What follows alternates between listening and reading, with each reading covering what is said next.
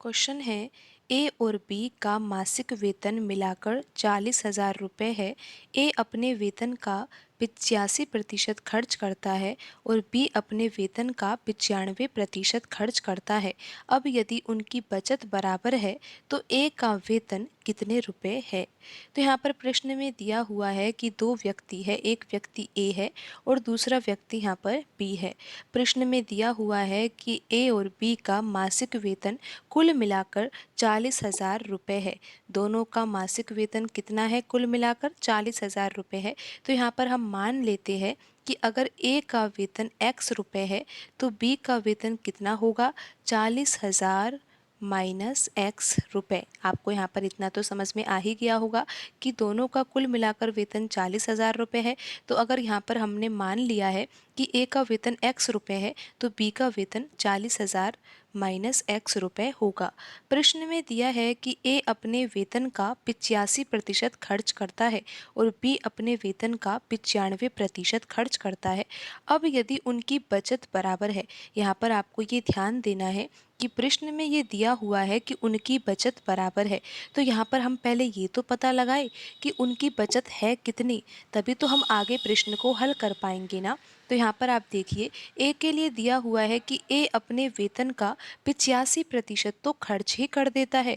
जब 85% खर्च कर देता है तो बचत फिर कितने की करेगा, 100% तो कुल वेतन है ना। 100% में से 85% खर्च कर दिया तो यहाँ पर 15% की बचत हो जाएगी। और बी के लिए क्या दिया हुआ है कि बी अपने वेतन का 95% खर्च करता है तो बी की बचत कितनी होगी, 5% होगी, क्योंकि 100% तो कुल वेतन माना जाएगा। 100% में से 95% बी खर्च कर देता है और यहाँ पर 5% की बी बचत कर लेता है। अब बचत तो बराबर है। अब आप यहाँ पर ध्यान दीजिए कि ए जो है ना वो अपने वेतन का 15% बचत करता है। जब ए का वेतन यहाँ पर हमने मान लिया है x रुपये है तो ए की बचत कितनी हो जाएगी, x का 15%। हम यहाँ पर लिखेंगे x गुणा 15/100।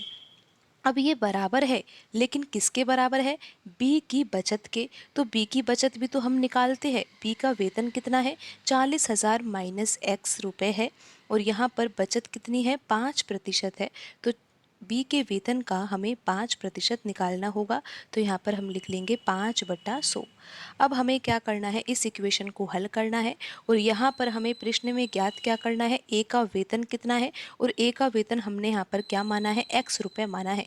यानी कि हमें ये इक्वेशन हल करना है और इस इक्वेशन में से हमें x की वैल्यू ज्ञात करनी है।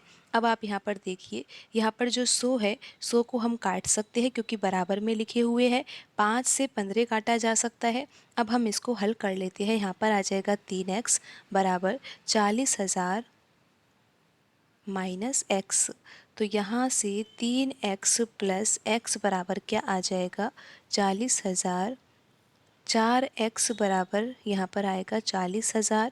तो यहाँ से x की वैल्यू क्या आ जाएगी, x बराबर आ जाएगा 10,000 रुपये।